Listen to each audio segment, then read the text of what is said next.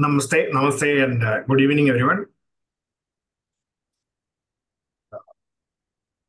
So, today we are going to discuss chapter 7, Jnana Yoga. Before that, let us take a quick look at what we actually looked at. What we have seen in the first 6 chapters, which is the Karma Kanda of Bhagavad-Gita. So, in the summary, in a nutshell, it can be summarized as is that our situation in facing challenges. Success is achieved through focus of mind in selfless action. That is basically in a single phrase that if you talk about the message of Bhagavad Gita as Karma Yoga, it can be summarized thus. This focused thought is actually arrived at through 3 components: selflessness, dispassion, and mindfulness. 3 things. Selflessness was talked about in the first couple of chapters, where we talked about the intrinsic motivations, the motivations for the joys of the self, set of right attitudes, yajna, tyaga, samarpana, prasada bhavas, and integrating aptitudes of creativity, productivity, gainfulness, and skill, which is basically what Brahmins, Kshatriyas, Vaishyas, and Sudras attitudes are. This apart, then 5th chapter talked about dispassion, where you combine different, your differentiation, capabilities to differentiate, viveka with vairagya, with fortitude, to arrive at a dispassion, and for ultimately Dhyana Yoga talked about mindfulness, where talking about renouncing. Definition, a fundamental technical definition of meditation is renouncing union with distractions. So you are trying to eliminate distractions. You are trying to, control your mind from going after distractions to reach a state of flow. It's mindfulness. So this is basically what Karma Yoga is, and the strategies for work for success in any field of endeavor, whether it is spiritual or whether it is material. This is what it is. Material meaning a sustainable success, in terms of not aggrandizing wealth, etc., but about being of service to humanity, being of service to your forefathers, being of service to your contemporaries, being of service to the downtrodden and the lesser capable people, challenged people, etc., and coming out with triumph by leaving behind a lasting legacy. That is basically what Karma Yoga is. Now, we are going to look at, we have been looking at the concept of self throughout this, how that concept of self was more oriented towards our attitude towards the self in terms of, towards our work, so that we are constantly motivated for the joys of the inner self, Atma Tripti, in all our actions. So the self was more or less focused on how you actually are motivated for the joys of the self.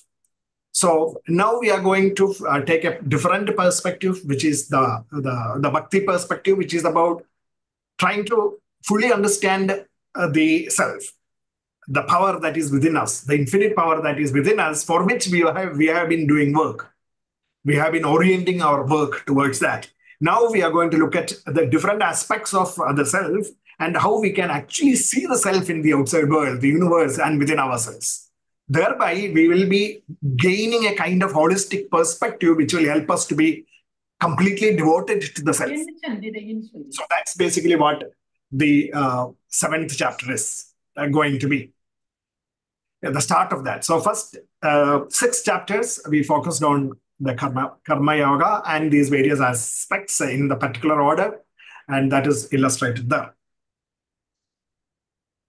Now, in the 7th chapter, Bhagavan Krishna talks or starts with certain definitions that are also useful to us. Maya sakta manapartha yogam yunjan mad asrayaha asamshayam samagram yada nyayasi tatsrunu.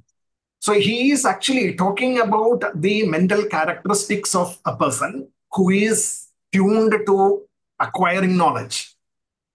And he says, Arjuna is such a person. Because, Arjuna, you are such a person, I am going to tell you further details or the aspects of identifying with the self. This is applicable to any kind of knowledge acquisition. So what does he say? It is about quality listening, quality learning, etc. Three things: mind set on the self, maya sakta mana, practicing constant focus of the mind, yogam yunjan, and rooted in the self, mad asraya. You shall certainly asamshayam, in such a case, know the self or know the truth or gain knowledge comprehensively, comprehensive knowledge acquisition, samagram, asamshayam samagram. So how actually you can gain that knowledge in a very certain manner through these processes is basically what I am going to tell you now. This I shall tell you now. So ultimately, if you summarize that in our modern language, we can say that interest, intensity, and inspiration. I will call it as the three I's. Interest, intensity, and inspiration are basically what is required for you to be really gaining knowledge and identifying with it, becoming one with knowledge. AC ಹಾಕ್ತಾ ಇದ್ದೀನಿ. If your mind is thus focused, thus ready, if your mind is thus ready, then only you will be able to identify with the self, identify with the knowledge, identify with the truth. So it's about the mind fully set on the truth, the subject, self. Then practicing this process of mind focusing on the subject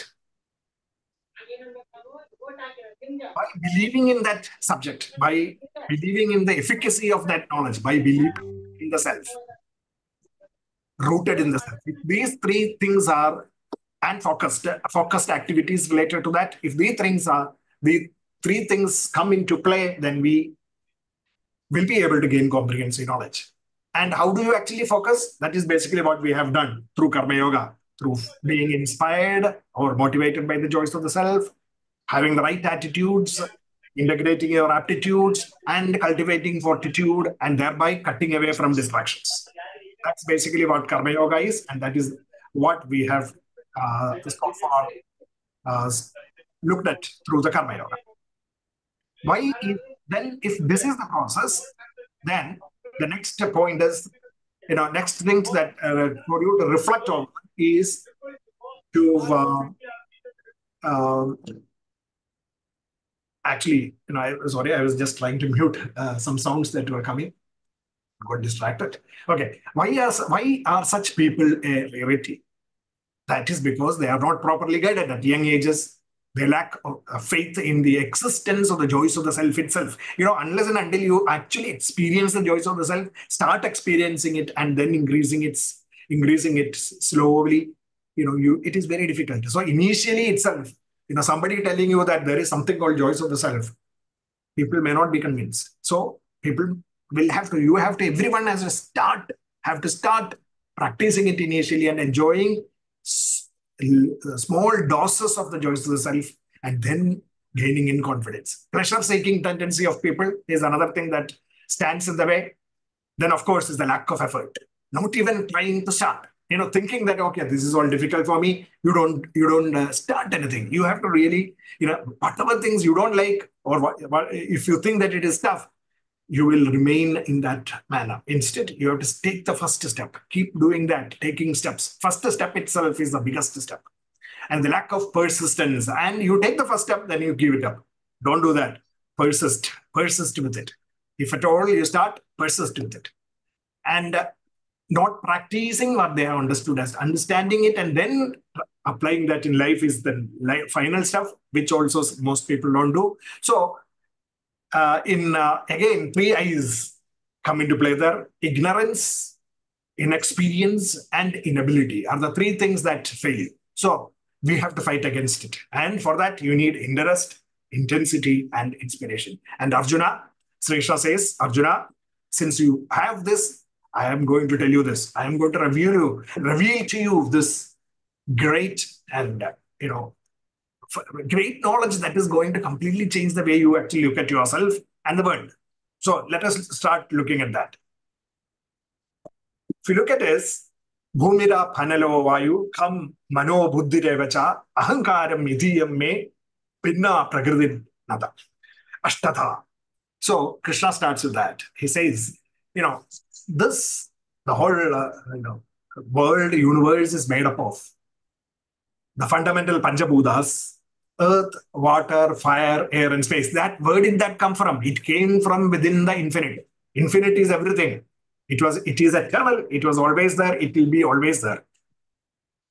And from the infinitude arose this universe. That means, from within this infinitude came the energies, the various types of energies and matter that evolved. And what is this constituted of?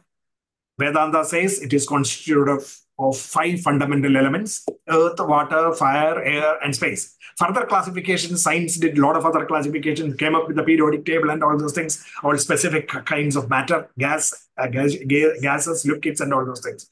So fundamentally, we can, in the abstract sense, we can define the whole universe as constituted of Panchabhutas: earth, water, fire, air, and space. That is how the universe, that is what the universe is made of. And that universe, within that universe, all of us exist. And, even in one of the planets, Earth, we have life, and we humans are a speck of dust on that individual. There's a small message. Yeah. I think there is some, disconnection for about 3 minutes. They are requesting you to repeat once again. Okay, on this slide, if it is on this slide, I can start again from that. Okay, the first there was the infinitude, and from the infinitude arose this universe. The universe constituted of the Panchabhutas: earth, water, fire, air, and space. Within this universe, in one particular particle called earth, we are all living in that as life, jivas. And we individuals are blessed with ego, intellect, and mind. Ego, intellect, and the mind. All of this has actually originated through the Panchabhutas that arose from the infinity. So, Bhumi, Aap, Analaha, Vayu, Kam. Earth, water, fire, air, and space. And Krishna says, Mano, Buddhi, Evacha, Ahankaram. Mano, Buddhi, Ahankaram. Mind, intellect, and ego. These 5 plus 3, 8. These are differentiated from me, from the infinitude. From the infinitude, these got differentiated. Differentiated meaning they actually manifested from the infinitude, which has no characteristics, nothing. It is infinitude. It has got the potential for everything. From within that emerged the universe with manifested capabilities and matter and energies. Bhumira Panalahavayu, Kam Manaha, Buddhi, Ahangaram. 8 with the 8. These 8 are the manifested splitting that happened from within the infinitude. So it's like that. Suppose, and then if you look at it in the reverse order, mind, intellect, and ego sitting within me, wrapped up in Panchabhutas, earth, water, air, fire, air, the physical device that I am, physical I am. Within that, the self is now energizing it and then energizing the ego, intellect, and the mind. When we actually disappear, what happens is we just disappear into the universe. We just get merged into the universe, into the Panchabhutas, and into these universal energies. And then suppose that also goes, what happens? Everything, Panchabhutas disappear. It all gets merged into what is called as the infinite. And that infinity is the self. That is me. That is me. This me is this. And that is how I actually now I am getting entrapped into my physical body. And I think I am this limited body, mind, and intellect. But who is giving me this energy? That I forget. If you think deeply, meditate upon it, and just consider yourself merging within into this universe, which is giving me all these energies. And those energies coming from this infinitude, I merge in the self. I can do that. Mentally, I can do that. That is meditation. And you identify with yourself, with this infinitude. We actually did, in the 9th chapter, a kind of exercise, I mean, which you are going to come into the 9th, this thing. But in the 6th chapter, we did a kind of exercise where we will sit and meditate on a sound initially, and then try to fix your mind on that sound, and then try to keep doing that so that your mind can be energized, built. The muscle power of meditation can be built that way. And thereby you can start focusing on these kind of things. And then, first, on a practical sense, focus on the joys of the self. In everything that you are going to think and do from yesterday onwards, keep doing that, and then you will find yourself expanding in your activities, in your thinking. And now Krishna is talking to you about the vastness of the infinitude of that self. We are now trying to understand the various aspects of that self. The universal aspect is what Krishna is talking about first. So that is basically what Jnana Yoga is. And thereafter, the next chapter will talk about your imperishability. And the 9th chapter will talk about your infinitude itself. We'll come to that. So at the moment, we are going to talk about the universality of the self. Be wrapped up in Panchabhutas. Panchabhutas also are part of this infinitude. And then within that, our mind, intellect, and ego are also part of that infinity. But we identify ourselves with the body, mind, intellect, the Panchabhutas, the ego, mind, and intellect, and then forget about what is giving this, what is making it materializing all this. That is our issue. So just to summarize our Vedanta concept, you can look at this I will post this Vedanta listing, and many of you may be aware of it. If you are not, then I will be posting this also, so that you can take a look at that. It is just factual knowledge of Panchabhutas, earth, water, fire, air, and the Panchendriyas of ear, skin, tongue, and organs of perception, Jnanendriyas, the perception centers, and the Karmendriyas, which is the organs of action, and pranas, Pancha pranas of prana, apana, vyana, uthana, and samana. These are flows within us, the physiological characteristics of our body.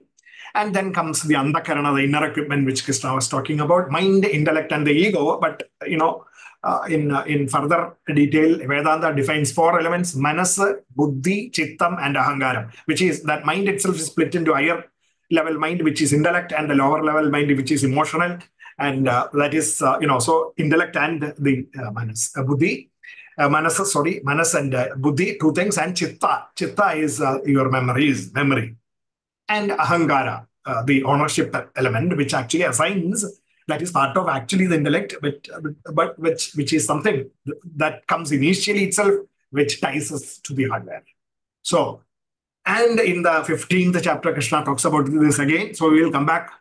Srotram chakshus parshanam cha dasanam dhranam eva cha ahangaram adhishtaya manaschayam vishayanupasevate. That is the 9th sloka. And then in the 14th verse, he says, Aham Vaishwanaro Bhuktva Praninam Dehamasradaha Pranapana Samayukta Pajami Annam Chaturvidam. So he's talking about these Panchendriyas and Jnanendriyas and also the pranas.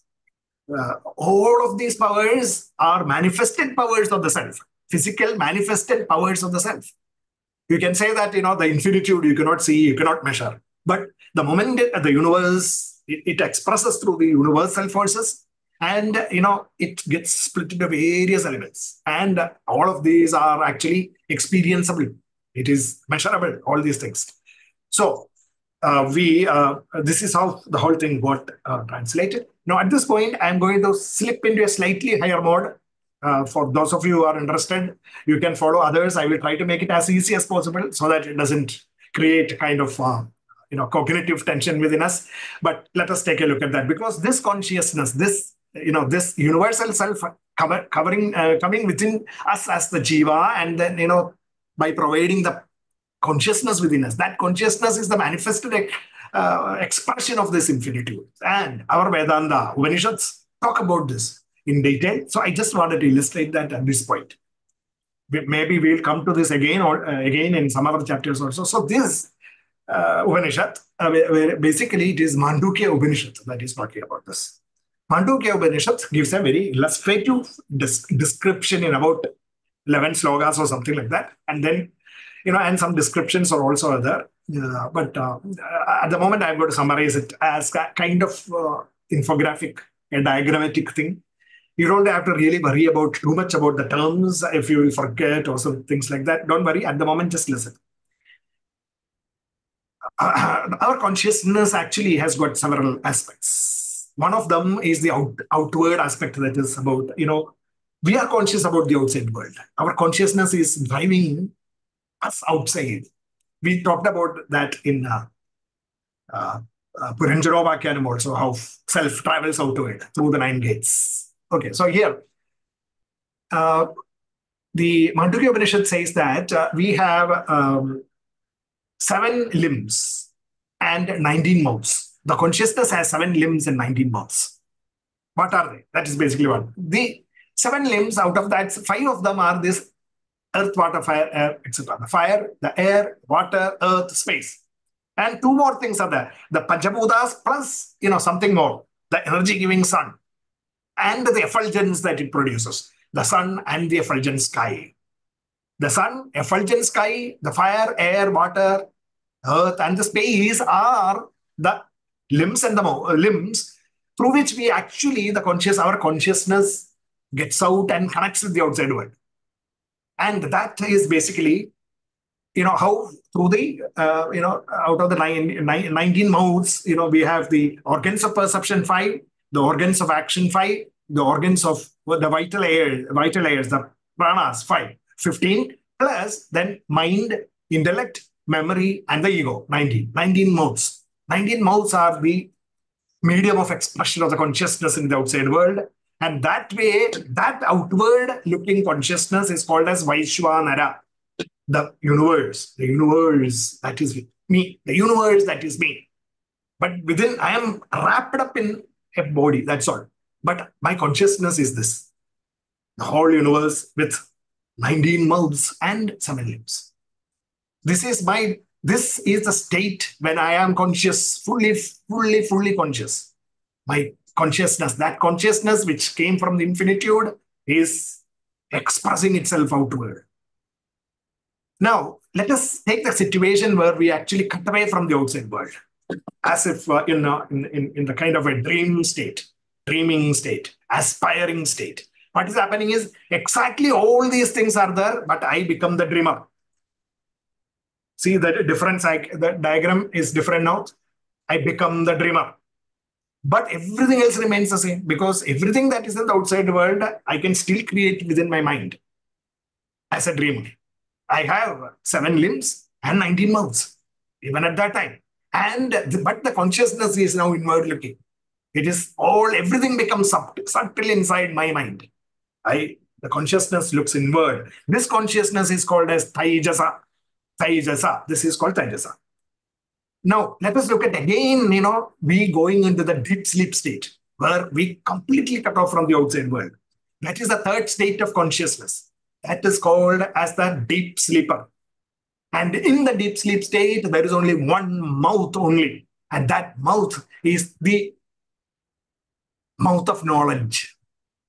That is, without going too much into the details, just imagine this, that when you are in the deep sleep state, you don't know anything. But when you get up, what happens? When you get up, Everything else stops. yeah, you invariably, if you get a very good deep sleep, when you get out, you feel energetic, right? In the sense you are refreshed. And you would, what would be your statement? How did you sleep? Oh, I had a beautiful sleep. I had a very nice sleep. Restful sleep. So this very nice sleep, restful sleep, etc., is something that you did not know when you were sleeping. When you came out, your memory told you, look, you had a beautiful sleep. Right? You were undisturbed sleep. So at that point in time, it is fully immersed in knowledge of the infinitude, happiness, bliss of the self, happiness of the self, peacefulness of the self. That is why you are peaceful. The deep sleep brings us energy. And, Let me just admit. Yeah. So that there is only this mouth of knowledge at that point. At that time, consciousness is completely tied up with that knowledge. It is that is called as prajna. That is your fundamental consciousness. That is prajna. The prajna, it is called as a prajna. That is the actual manifestation of the infinitude. The actual manifestation of the infinitude is within us, and we experience that during deep sleep. When we actually start dreaming, we are getting connected with the outside world. We are getting connected with the outside world. Let me just, okay. That is the dreamer. And when we wake up, we fully get engaged with the outside world. We wake up in the Vaishwanara. So Vaishwanara, going inside. Taijasa, and then completely merging with the self in the physical state. Prajna, that is the deep sleep state of, and that is the state everyone enjoys this. But there is another state, the Turiya state or the fourth state, which is basically you are merging with the infinitude.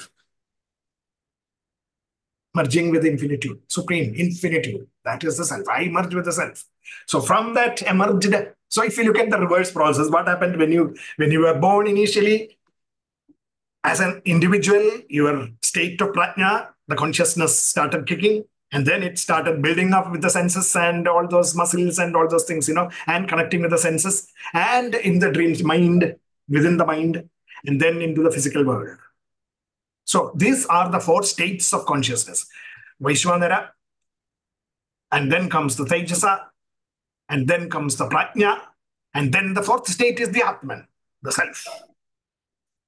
That's it. So this is how beautifully Mandukya Upanishad tells us in 11 slokas, the various stages of consciousness which you can achieve, which we all have experienced, maybe not the Atman, the infinitude, which is the ultimate aim. Okay. So I'm now going into back into the seventh chapter. So this is how, in a scientific sense, we will look at the whole of this, how from the infinitude, the universe and the individual jiva came up. In the initial singularity, that is what is called as the infinitude, Brahman. I will call it in scientific terms, initial singularity, which science is also trying to understand. They have not reached that, but our Upanishads have reached that stage and had reached that stage thousands of years back. And we are talking about that initial singularity. The universe emerged of matter and energy, and sunlight, Surya, and the effulgent space, which gave rise to all this, glucose, energy systems, and carbon dioxide, water, and all those things, the process of photosynthesis and cellular respiration and all this stuff.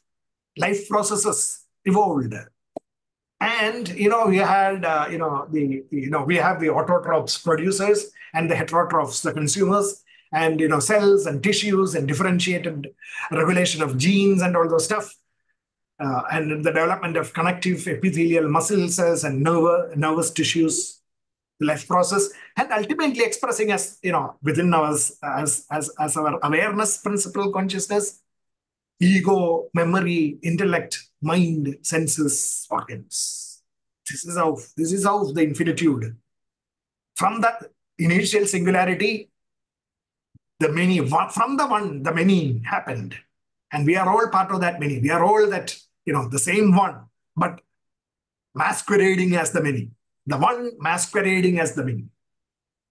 This is how this is what Krishna says to Arjuna. So you can imagine, now you start understanding that the universal energies and the whole universe is me, the self. That is the first lesson that we have to learn. Once we understand that, all our activities, all our thoughts can be geared towards that universe. And that is the highest form of goals that you can set in your life. Now you can translate that into your, smaller spheres of workplace, families, and then see how you can map this universality into that family, universality into that workplace, universality into the organization or society, etc., nation, etc. And then you can evolve your thought processes, expand your thoughts, and then you will start expanding. You will see this mind, thoughts expanding into universe, global person, a global attitude, global attitudes, global aptitudes. And, that development is basically what Krishna is talking about. And that is what Bhagavad-Gita is teaching us. The Gita intelligence is giving us. Okay, so that's the picture. So, and then Krishna didn't stop there. He actually talks about this, infinitude manifested into diverse things. And what are those diverse things that I am expressing, the self is expressing? That's what Krishna gives. He gives examples, practical examples. That is why this is Jnana Vijnana Yoga.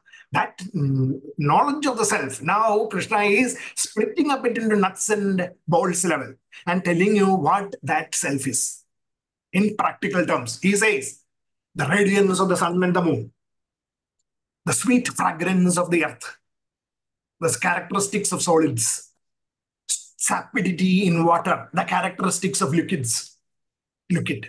sound in the vibrations, the characteristics of sound, vibrations, heat in the fire, dharma of the fire, life, so like that's life, the life energy within me is I am that, self is that. Because that is a manifested form. Otherwise, we don't see the infinitude. We can see the infinitude as life. See the infinitude as the seed of all the beings, everything. What is the fundamental thing that makes the beings non-living and living?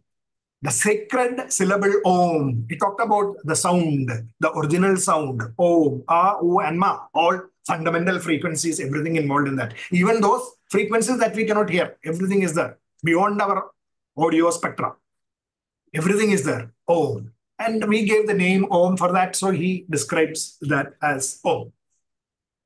Potency is in human beings, the energy that is within us, the capabilities that we can exhibit as a human being, austerity of the ascetics, the discipline, and the mental disciplines that you bring about, the mental discipline that you bring about in trying to do things that will help humanity, in others, etc., of being help to others. That mental strength is asceticism. And that asceticism is a manifestation of the self.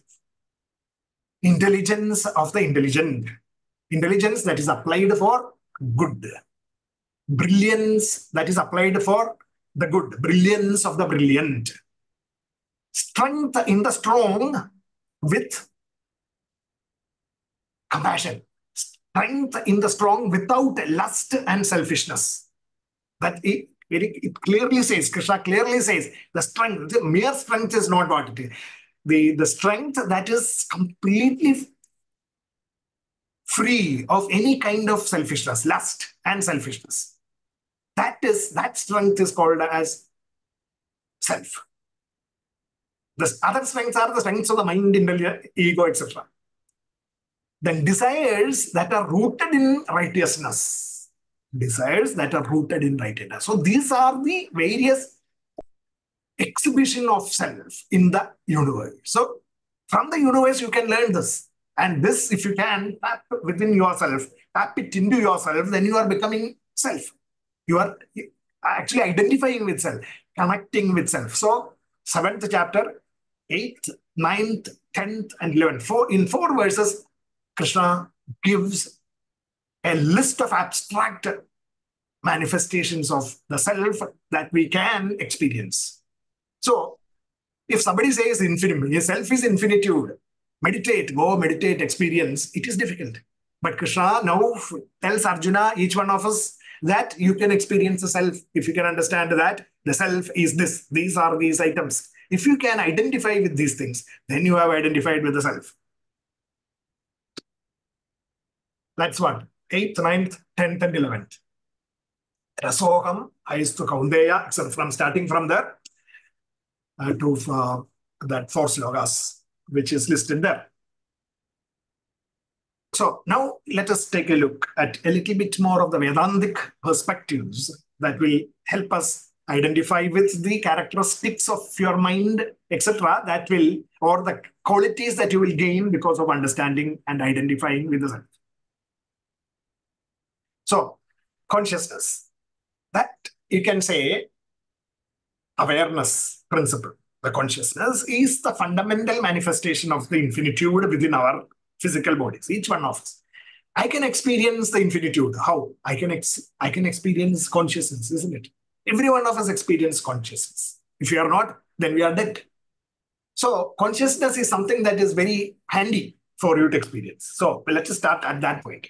Because Krishna says consciousness is me, that which is manifested from the infinitude, is the infinitude manifested as physical consciousness. So that consciousness has two aspects: the existential consciousness, which it is just because of that only, and only because of that I am able to say I exist, I am here. Every one of us say I, me, etc. Why? Because of this existential consciousness. It is the characteristics of consciousness to actually impart this kind of a feeling within us. I, me. The second is the awareness. When, as Mandukya Upanishad says, you project it outside through the 19 mouths and the 7 limbs, using the 7 limbs and the 19 mouths, or using the 7 limbs and the 19 mouths even in the dream state as aspirations. Because we can, I can create something, I dream about constructing a house, physical matter, everything. I dream about that, isn't it? And that dream is basically what I translate into a kind of plan and elevation and other kinds of drawings. Physically, it becomes now more physical from within my dreams. In the dreams, I have everything in that house, but I translate that into drawings first and then into construction phase, and I build the house, and what I imagined in my mind, exactly as it is, I constructed that house. So that constructed house has got all the elements physically, whereas in my mind, that house with all those elements were still inside, but none of the physical materials, but those physical materials were subtle materials within my mind. That is what it says in the dream state, and in the outside world of material consciousness, we have these 7 limbs and 9 mouths. The outward consciousness is basically about awareness. Inward consciousness is also awareness of my mind and the mind's transformations. Outside of the universe, the outside world, and the elements, the objects of the world, and the names and forms, etc. Connect with that awareness. Works through all the mind and the senses. Now, because of this awareness that is created within my mind using the senses, and because of my existence in the physical body as me, there happens a kind of self-reference. And that self-reference is basic. Self-reference is one of the, the fundamental aspects of consciousness which every living being has, including a mosquito. And up to the highest form within the material world, the human beings. There is this self-reference. The only difference between man, human being, and the rest of the species is that they are not able to express the self-reference. They have that feeling, but they cannot express it. But human beings have that feeling as well as the capability to express it, and therefore I say I, me. And then you can also manipulate that feeling for your own personal gains. That is selfishness. Rest of the things only have this selfishness only for the sake of it, escaping death or fighting enemies. But we also have that, but in addition to that, we build on top of it and create all kinds of problems for us and others. Okay, so this is basically the way we work. I mean, in fact, there are the way this mind works. We have a very long history of developing this mental capabilities and expressions, and a lot of works have evolved. In fact, some of those things are this Escher's diagrams and all those things. We can actually, the French artist, and Bash, the musician, and Gödel, the mathematician, and they all have actually come up with models of minds, self-awareness, and thoughts and beautiful, books and all those things are available for you to study. Those interested, for example, one book I've actually deeply studied is that I Am a Strange Loop. I am a Strange Loop, by Douglas Hofstadter. And these kind of books are available. I just gave a passing reference to it only. Okay, so that is basically now being this process of consciousness and the process of we getting tied up with the physical body, mind and the intellect, and forgetting the infinitude of the self is basically what is now described as the delusion of mistaken identity. Delusion of mistaken identity. If I ask you who you are, each one of us will give some answers. Isn't it? If you ask me who I am, I will say I am Satish. Actually, I am not Satish. I am masquerading as I am the self masquerading as the self. Sorry, Satish. I am actually the self, the infinitude, Brahman, but masquerading, taking the role and hiding behind a kind of veil that is known as Satish. That is the real truth. But we forget that. We forget that self. So how does this happen? Basically, let us look at that is described. That is the delusion of mistaken identity. Understand that the power of self enables purity, passion, and ignorance.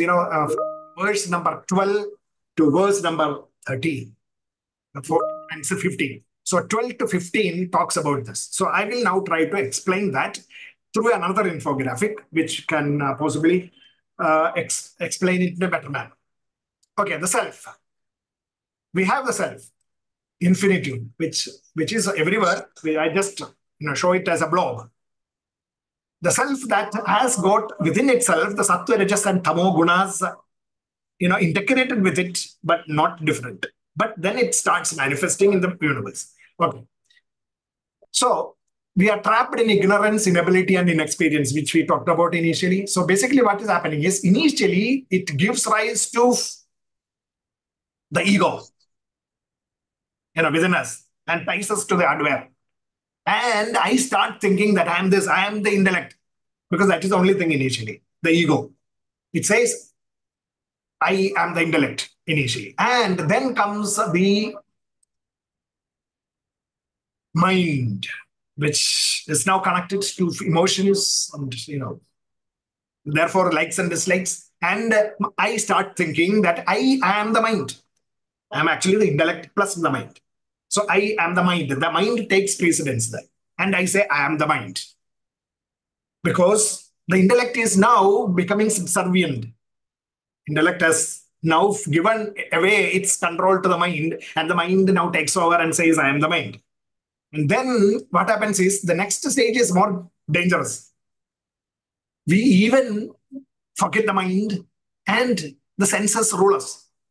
So I say, I am the body, the senses and the body. That is how every one of us is living. Senses and the body put together as the semblance of the mind at that stage.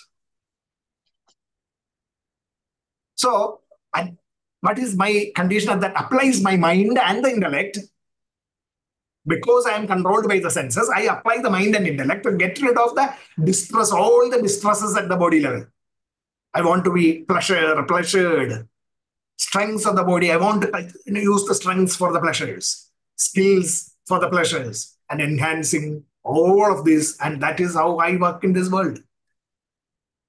The moment you identify yourself with your next higher level mind, then what happens is you will start using your thought power to control the mind and acquire emotional balance and control.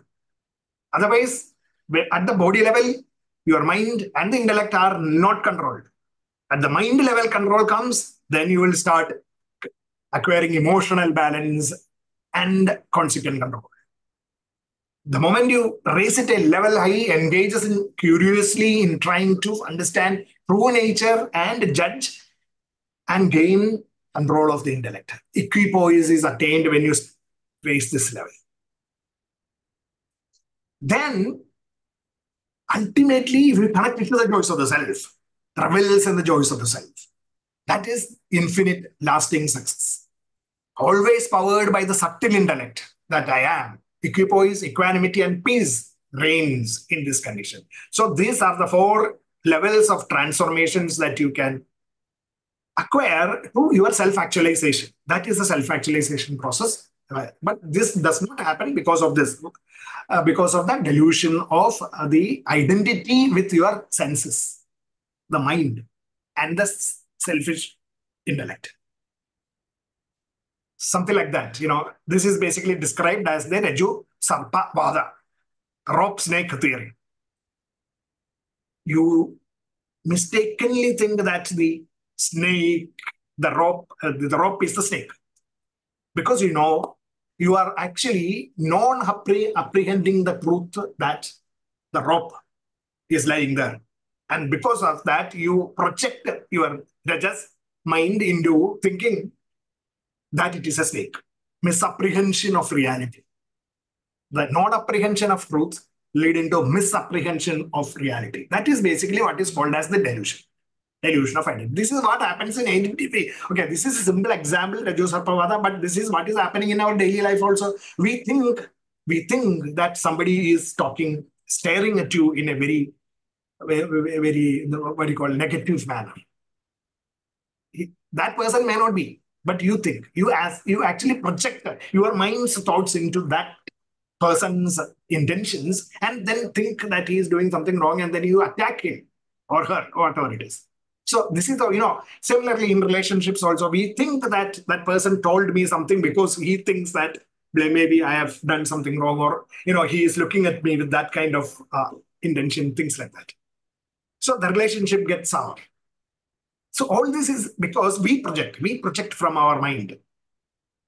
That projection of your misapprehended truth onto the reality, and then you see, just like on the screen, white screen, you don't see the white screen.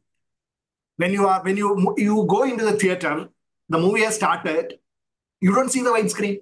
You only see beautiful scenes or people moving around and things like that. Maybe a part of a town or a city, and you think that the screen is that city. The moment that stops, light stops, you will see the white screen. So on the white screen is projected a scene. Similarly, onto the rope is projected your mind's construction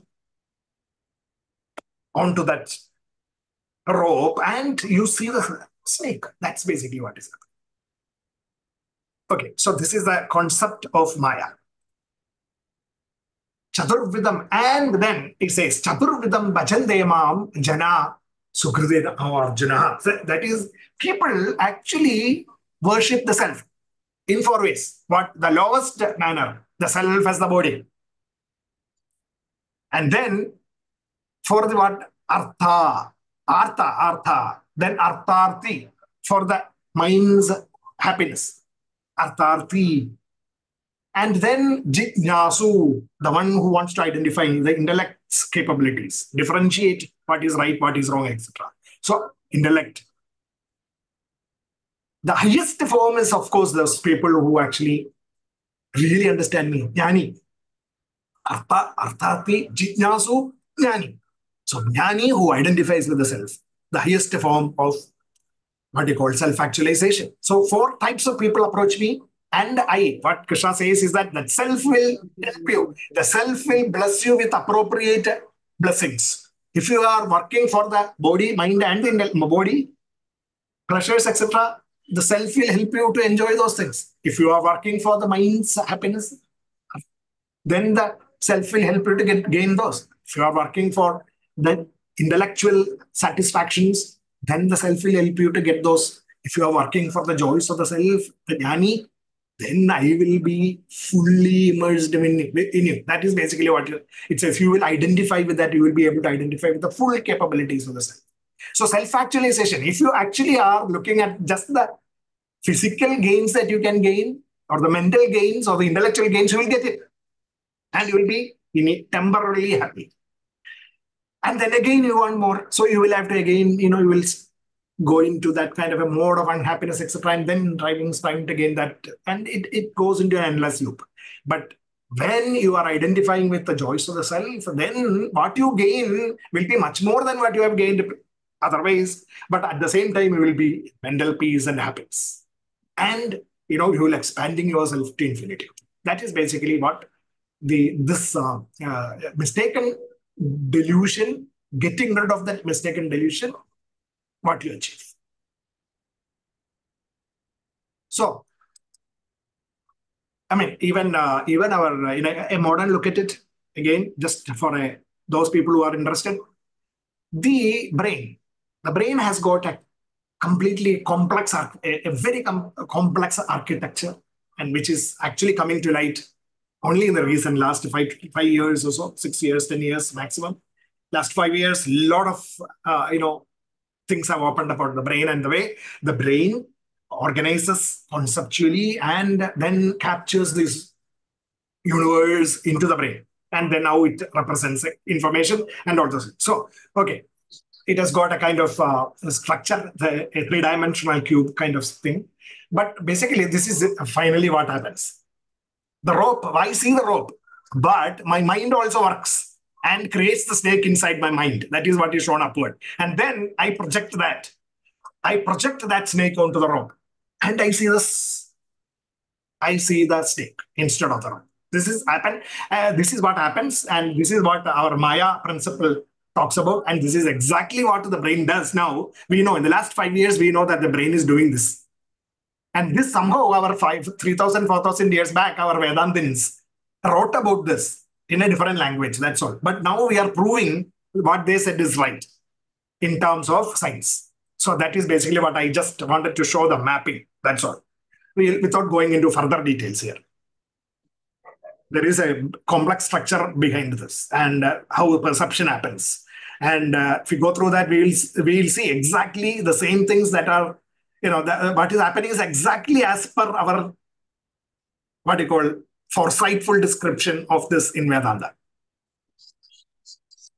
So it is about the illusions created by Sattva, Rajas, Tamo gunas. Sattvam, knowledge, ignorance, tamas, and apprehension. I mean, doing inference. That is basically what is Rajas. So, Sattva, Tamas, and Rajas combining to create the illusion within us of perception. And what is perception? It is about sensing, feeling, and judging. The body, the mind, and the intellect working to perceive physical things, and the power of illusion within us, knowledge, ignorance, apprehension, combining together to produce what we do in this world. Through our conscious, that is our consciousness. In the space-time objective world. The self is powering that, giving us the existential capabilities initially as life form, life, and then creating all this. Empowering this, enlivening this. Making me feel I am the Jiva, and I am the doer, I am the enjoyer. Karta and the Bhokta. Jiva Bhava is given because of all this. And I start working for that only. This outward, the consciousness is therefore actually powered by Purusha and the Prakriti, the self and the material aspect of the higher form and the lower form of the infinitude. That is what Krishna starts with in the 7th. The higher form, the self Atma, and the lower form, the Bhumira Panalo Vayu, Kam Mano Buddhi Devacha. All those things. Prakriti. And the phenomenal laws of the universe that govern the universe. That self is the actual source of this knowledge. The knowledge within us. Okay. So this is how our pure energy plus potential matter infinitude first gets translated into energy, matter, and the phenomenal laws. The pure energy, which is also actually, you cannot even call it energy, infinitude, plus that has got the potential matter also in within it. Everything is there. And then it manifests as the energy plus matter plus the phenomenal laws. And then the world is created. This is how Maya happens. Maya, which is the illusion of perception, happens because of this. Now, as the doer and the enjoyer, how do we get around this? That is what Karma Yoga talked about. Dharma, our duty and action. Dharma of our duty and action. That is what about creativity, productivity, enrichment, sustainability, inclusion, and expansion. All these are reflective characteristics of the infinitude. And that is basically what we need to talk about. Okay, that is the action plan that we have to develop. Okay, here, all our Puranas, all our stories talk about these aspects in a different manner. We saw Puranjanovakyanam in the last class. In this session, I thought I will spend a few minutes talking about Ramayana in the sense of, because we had the Ramanavami just 2 days back, and I'll just take a quick look at that. And we have this within each one of us. Let us look at each one of us as this dotted square or rectangle with the hearing, ear, power of hearing, perception with the physical sense of ear, organ of ear, touch, skin, taste, tongue, sight, eye, and smell, nose. Okay, so organs of perception, 10 things. This is the chariot in which we live, that Jiva lives.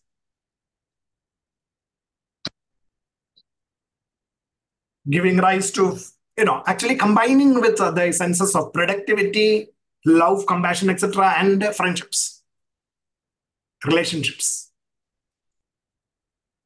That's how we live. The productivity aspect is the power of the self within us, giving rise to the joys of the self, giving rise to the joys of the self. The love aspect is the one which gives us the devotion and, your love of the self. Friendships. The friends that we have are the Viveka and Vairagya, or Viveka and the sense of duty, ultimately leading to action, a sense of duty, discrimination and duty. The joy of the self is made possible only through the application of subtle intellect, as against the gross intellect, which is the intellect which has got both sides. So sense of duty has to actually be combined with this gross and the subtle intellect. To actually, first initially you have to remove gross intellect's selfishness and ignorance. And thereby you can, empower yourself with the knowledge of the self. And now let us look at the characters of the Ramayana. It is basically what inside within us. This Dasharatha, the 10 headed, the Dasharatha is the king who had a horse, 10 rathas, chariots. So these 10 chariots are within our body, this Panchendriyas and the perception centers, the Jnanendriyas and the Panchendriyas. The Jiva lives in that chariot. Dasharatha, as the Dasharatha. So we are the Dasharatha. Each one of us is Dasharatha. And we are married to productivity, love, and friendships, which is Kausalya. And Kausalya, Kushalada, productivity. Kaikeyi actually talks about, is something that is helping us to bring forth love, whether it is in good or bad. It actually goes both ways. And then the one that love or devotion to the self creates is Bharata. The riti to Bhagavan, the self. Bharata and Sumitra, friendship. Good friends, friend. Shatrugna and Lakshmana are discrimination and duty. Subtle intellect, the intellect is the Sita, which has got subtle and gross. The subtle intellect actually merged with the self, and the gross intellect is what actually went out into the forest and then went after the pleasures, like, the Marija and all those things, and got abducted by Ravana and ignorance, because of ignorance, and you have to kill that Ravana through the help of the knowledge of the self. So that is knowledge of the self is basically Hanuman. So these are the things. This is the mapping of the various characters of Ramayana, and the details of some of those descriptions of the story and all I am not going into. But at the moment, just take this infographic as a kind of kind of mapping that we can do with Ramayana, and also connect it with our knowledge of the self. Okay, now going forward, Krishna says, those who are driven by selfish goals support a resort to appropriate goals, dedication, and then get that. So he says, the ignorant people think that the unmanifest, the infinitude self actually transformed into the manifested self. Transformed. That is basically what we should understand. And that is the ignorant people. Ignorant people think that the infinitude transformed itself into the limited self. Transformed means the original self lost, and then it became the limited. That is what ignorant people think. Without knowing actually that infinitude can never transform. It is always there, immutable and it is unsurpassed. It is infinitude. So when we think that I am the limited body, mind, and intellect, then what is happening is I have this illusion of my idea, my position, my wealth. So the ideation that happens in my mind and all my activities are geared to satisfying the chariot, the body only, and the mind. Because we think that I am the self, the physical body. Sorry, I am the physical body. And I am Satish, and therefore, I have to satisfy all my requirements. That's it.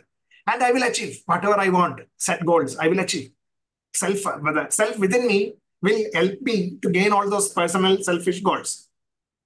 But those who are knowledgeable of the self, they expand into the universe. So it is not my idea, it is the idea that is global, position, wealth, etc. So you can see that even in practical applications of this in daily life, when you are working in an organization, the moment you think of only yourself and your gains and your positions and your promotions and etc. is one thing. You will gain some of those things. The moment you start thinking, I am the organization, completely different. It becomes completely different. You expand into the organization. I am the organization. Then whatever you think and do will have a different flavor to it. And what you gain out of that is something that you can only experience when you do it. It may take time, sometimes, maybe slower than the selfish requirements. But ultimately, in the longer run, you will be the gainer. I mean, you will see that, in the outward sense, you will be the gainer. So the moment you start expanding into the family, into the organization, into the society, into the nation, etc., things become completely different. That is what Gita teaches us. Achievement of freedom from limitations is the result. And when you think that you are infinitude, automatically you become infinitude. Or the door to infinitude is open, and therefore it is only limited by your actual striving to do that, which will limit you. Avyaktam Vyaktimavadnam, that verse number 24 is what describes this. So now, how does it happen? It happens due to delusion of the pairs. These limitations happen because of the delusion of the pairs caused by selfishness and aversions. So selfish desires and aversion is basically what is creating all the problems within our minds. The self powering the mind, and the mind now becomes energized and starts doing its job, selfishness and aversion. And because of that, all your joys of this anticipation for the happiness goes back to the mind and the intellect and the senses, and therefore satisfying within the physical body, mind, and intellect. And we become a deluded being. Non-attainment gives to aversion, and it goes on. This is how it happens. So selfishness and aversion is basically likes and dislikes. And selfishness is basically what is creating all the problems. So you have to get rid of that. You have to go beyond that, rise above that, and gain into infinitude. The universe is the manifestation of our own self. That is what you should understand. Who are you? I am this universe. I am not just within my physical body. I am the universe. Universal force. That universe means universe All the elements in the universe is basically what is crystallizing into my physical body. And all these universal energies are working through me as the life energy within me, enlivening my brain. And the brain is now tapping those energies. And the brain is capable of actually completely expanding into this universe. But we are making it limited. 86 billion neurons. And each of those neurons actually getting connected to 10,000 nearby neurons. Imagine the number of neural connections that you can actually make within your brain. 86 billion neurons, each one of them 10,000 each connections. So trillions of connections. And those trillions of connections, hardly 5 to 6% of those connections are ever used by a human being. So just imagine the powers that we can actually start developing. It is a question of expanding the connectivity within your brain. Your consciousness is expanding. Your consciousness expands that way. It is like, you start doing something in one way, you start doing the same thing in 10 ways, 10 different ways. That concept becomes larger and larger in your mind. The action becomes larger and larger impact creates larger and larger impacts in your brain. So it is a question of just expanding those connections. That is how the universe is actually captured within your consciousness. And you expand. Your physical body is limited, but your thoughts are universal. You can make it universal. Our minds are currently limited. And the mind is served by the physically limited senses. What the senses provide the mind. Senses provide the mind with something. And the mind thinks that is the world. The senses provide me with something, and the mind then tells me that is the world. So mind is making me limited. Why? Because the senses are limited. I cannot see beyond the world. Doesn't mean that something does not exist on the other side of the world. But I am limited. If I don't look around, I don't understand what is on the other side of the world. So I can actually, through the application of the mind, expand myself, even though the senses are limited. But if you leave the mind to only be going after the senses, then you are getting more and more limited. The moment you realize that, there is something beyond even that, that is when the apparition falls, the curtain falls, and the Maya disappears. What is that curtain of limitation or the Maya? Which is that I am the limited body, mind, and intellect. The moment I remove that, because I know that I am the self, I am actually free for expansion into the infinitude. So if we understand this truths, true nature of the infinitude of the self, as the energy principle that exists within all that is infinite, inanimate, and animate and inanimate, that is Adhibhuta. Everything in this universe, Adhibhuta. And the universal energies that sustain life, that is Adhideva. And as the individual life within each one of us, and that same energy is within me, and that within me, Karma Yoga has defined that the energy is the power of sacrifice.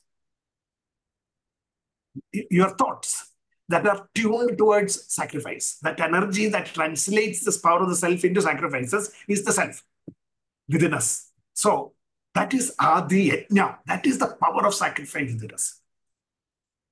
So that power of sacrifice is nothing but the power of life within me, is nothing but the power of the universe. The reverse process is complete. You actually attain union with the self. That is basically what this 7th chapter is telling us. That is Dhyana Vijnana Yoga. How you actually translate that into action plan in every aspect of your life is basically what we have to think about. Practical ways and means of doing that. Like, in an organization, when you join as a youngster, a rookie, professional or whatever, you start thinking not in personal terms, not just your personal gains. But if you start thinking in terms of the organization, you are expanding, you are getting out of your body, mind, and intellect, and then into the organization. So that is the first step of expansion that you can, in the limited manner, in the organizational manner. You expand into the organization, therefore you will expand into organizational leadership. If you start thinking only about yourself, you will never become a leader. Expand, you will start becoming a leader. That is what Dhyana Yoga teaches us. So now, if you start looking at that organization where you are working, and then into all the organizations that are the interdepartment, like a different global branches of the organization, you will start looking at much more bigger leadership roles. If you start thinking about a single product instead of your only work, then you will become productized. When you start thinking about that product and its impact in the outside world and the kind of competitions that you have on that product, and expand your thought process, then you will become more and more a global product manager. And you will expand into product managership roles, product leadership roles. And when you start encompassing various requirements, you will actually start diversifying that product. You will expand that product from a local product to a regional product. You will expand that from a regional product to a global product. So this is how productization energy works. So everywhere you can see this kind of, that if we understand the true nature of the self as the energy principle that exists within this universe, inanimate mind, then that expansion, that summary of the 7th chapter is directly applicable to any kind of such scenarios in this practical world. And actually you can see this, the energy that it unleashes is something tremendous to be experienced. In your daily work life, you can apply that. Especially youngsters, younger people who are into this mode of expanding into leadership roles. If you just simply break out of your shell, comfort zones, cabins, comfort zones, shells, products, projects, and then get out more and more into organizational perspectives, the bottom line of the organization, the critical path of the organization, and then into the product or project who it serves, to the customers, the clients, and the users in general. You will see your leadership roles expanding. And that is basically what, that is the falling of the apparition of Maya, and then rising to the level of infinity. So it's like, it's like this. The universe, we are the universe. Each one of us is the universe. Our self is this universe. In the material world, I'm talking about, just even not going into the infinitude now. At the moment, think about you as the global person. I, myself, identity is the universe. Then, you place yourself at the center of that universe. Your mind can help you to reach out into the universe. But if you let only your senses play, you become completely limited by what the senses can perceive. You cannot see more than maybe 100 meters, 200 meters, or 1 kilometer away. You cannot see what is beyond that. Sound, similarly, up to some yards. Senses, only near you when it touches you. Taste, when it enters your mouth, only you will realize that.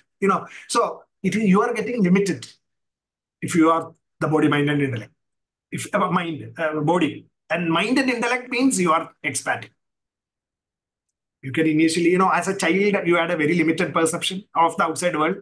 When you started studying and expanding your knowledge, you started expanding into the universe, getting to know more and more. And then the intellect, application of the intellect and subtle knowledge and value systems, etc., when it came into play, you also started seeing things that normally people don't see. Ideas, concepts, value systems, higher and higher. And the ultimate value system of coexistence and expansion, the self's value. That if you reach, then you will reach global.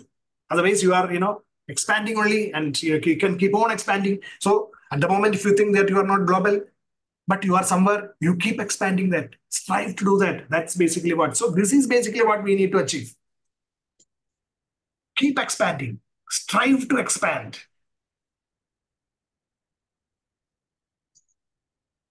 So that is the practical wisdom of the self as enunciated by Jnana Vijnana Yoga. So we talked about the infinitude expressing as the material world of Panchabhutas, etc. Earth, water, fire, air, space, and mind, intellect, and the ego. The lower self and the self powering it as the higher self, the infinitude, powering it as the infinite, the self, the real self. So the differentiation of the self into multiple manifestations in the outside, the physical world. Then we talked about the principle behind the universe as the earth, water, the Panchabhutas and things like that. And we talked about Maya in terms of how the delusion occurs because the intellect, mind, and the body progressively taking control. Intellect first, mind then, and then becoming the intellect. So it is about, actually you can think in the terms of this. The first, the consciousness entering my brain, and then our life as life, pratnya, and then starts giving me the ego, my I feeling first. So the ego then takes control of the self. Okay, imagine that way. So ego now becomes the self. You project the snake onto the rope. The ego projects itself onto the self. So the self is not anymore there. Just like the snake getting projected on the rope. And we see the snake. Similarly, the ego projects itself onto the self. And then thinks that ego is me. I. Then ego develops the intellect. And the intellect now projects itself on the ego. And then ego also is assumed into the intellect, and the intellect takes over, and I think that I am the intellect, my idea, I have thoughts, etc. Then the mind takes control. Mind that is totally focused on satisfying my senses. So that projects onto the intellect, and therefore the intellect works the way the mind wants, and the mind leads you. Then the senses, sensory pleasures, they actually project onto the mind. And then the senses pleasures are my final wants. And therefore we exist in that world. That is how the layering projection, the recursive projections happen within our mind. We are deluded that way. Delusion of our true identity happens because of that. This is all normal. This is all. If you understand this, then we will start controlling that. If you really know this, we can start controlling it. So we actually strive as Artha, Artharthi, Jityasu, and Jnani. And ultimately, we actually need to evolve ourselves into the Jnani position of knowing the self. That is what Krishna tells Arjuna. Overcoming delusion. The root of ignorance is because of selfish desires and aversion, tying us down to the body, mind, and intellect. So remove selfishness and aversions, likes, dislikes, etc. Start working with a sense of duty, with the right attitudes, and integrating your aptitudes. Karma yoga. So karma yoga. Work like a karma yogi. And then what happens is you will start breaking free of that ignorance. The first step is karma yoga. And karma yoga helps you to break free and to start understanding the self. So, you are this, but instead you think that you are limited. But keep expanding with your mind and the intellect. That way you will escape delusion.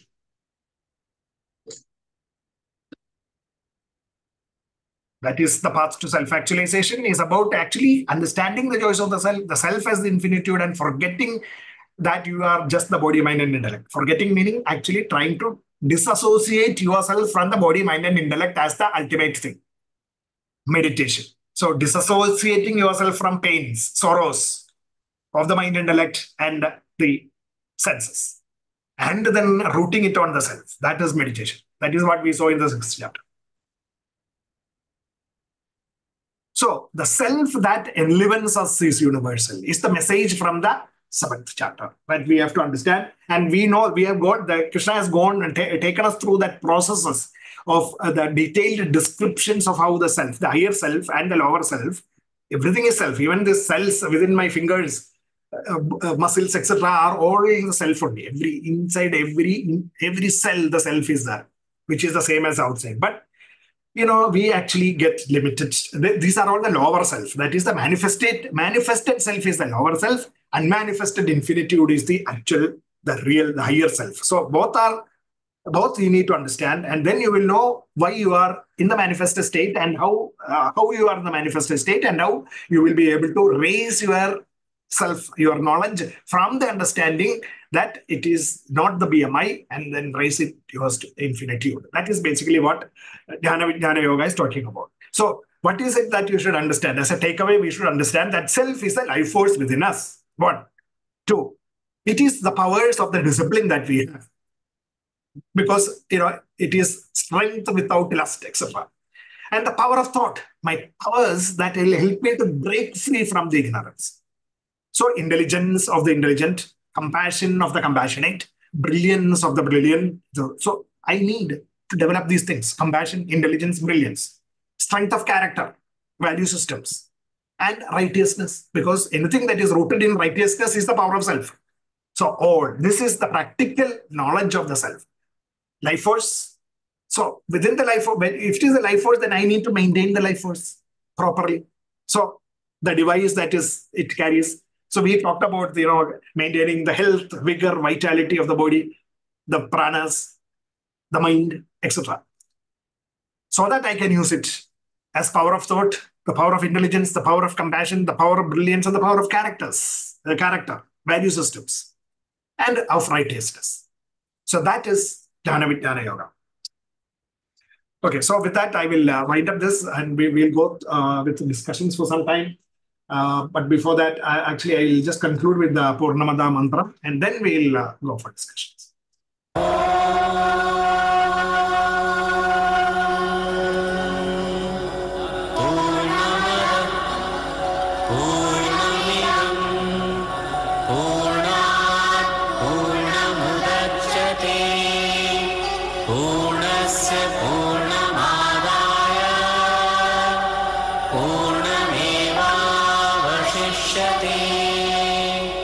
Om